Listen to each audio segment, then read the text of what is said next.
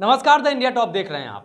बिहार में चुनाव नहीं है, लेकिन लगातार तैयारियां चल रही हैं। उपचुनाव है 2 सीटों पर, लेकिन वो सीटें उतने महत्वपूर्ण नहीं हैं जिसको लेकर सारी पार्टियां चुनाव लड़ने की तैयारियां कर रही हैं। ये बातें अलग हैं कि 2 सीटों पर जदयू का प्रभुत्व रहा है। महागठबंधन की तरफ से ये दावा कर दिया गया है कि चुनाव हम जीतेंगे, लेकिन बिहार में त्रिस्तरीय पंचायत चुनाव हो रहे हैं और जिसको लेकर सभी तैयारियां हो चुकी हैं। लेकिन राजनीतिक दलों से इनका संबंध क्या है, इसी बात पर हम आज चर्चा करेंगे। लगातार राजनीतिक दल त्रिस्तरीय पंचायत चुनाव को लेकर सक्रिय हैं। भाजपा ने बाकायदा कैंडिडेट की लिस्ट भी जारी कर दी थी। चुनाव आयोग की तरफ से यह बयान आया, ये गाइडलाइंस आई कि जो भी लोग पार्टी का चिन्ह, पार्टी का नाम उपयोग करेगा, उनकी सदस्यता रद्द कर दी जाएगी, उनको चुनाव नहीं लड़ने दिया जाएगा।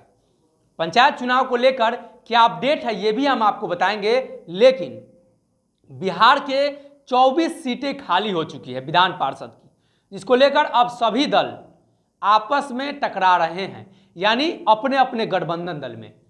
24 सीटों पर चुनाव पंचायत चुनाव के नगर निकाय के चुनाव पर निर्भर है। और आपको बता दें कि प्रदेश में 75,751 क्षेत्र पंचायत सदस्यों में से करीब 68,000 सदस्य ब्लॉक प्रमुख चुनाव के जरिए और 3,050 जिला परिषद के सदस्य, करीब 2600 सदस्य जिला परिषद अध्यक्ष चुनाव के जरिए भाजपा खेमे में शामिल हो गए हैं।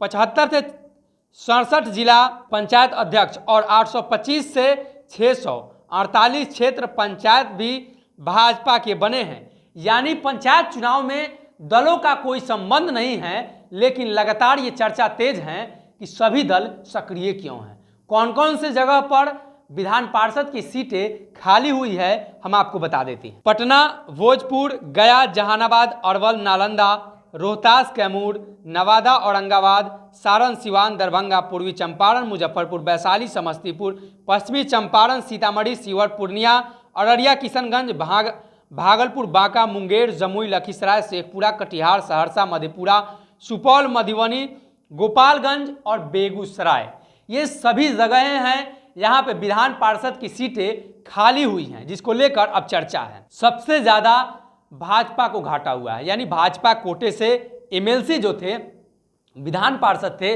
उनकी सीटें ज्यादा खाली हुई हैं, वो ज्यादा रिटायर हुए हैं। ऐसी स्थिति में भाजपा पूरी तैयारी में है कि जितनी सीटें उनकी गई हैं उतनी सीटों की भरपाई कर ली जाए। लेकिन देखने वाली बात यह होगी कि अब एनडीए गठबंधन दल में एक तरफ नीतीश कुमार हैं, दूसरी तरफ भाजपा है जो बराबर पर चुनाव लड़ना चाहती है। वहीं मुकेश सहनी भी हैं, जिनको 1.5 साल 2 साल के आसपास का कार्यकाल दिया गया है विधान पार्षद का। उसके बाद जीतन राम मांझी भी है।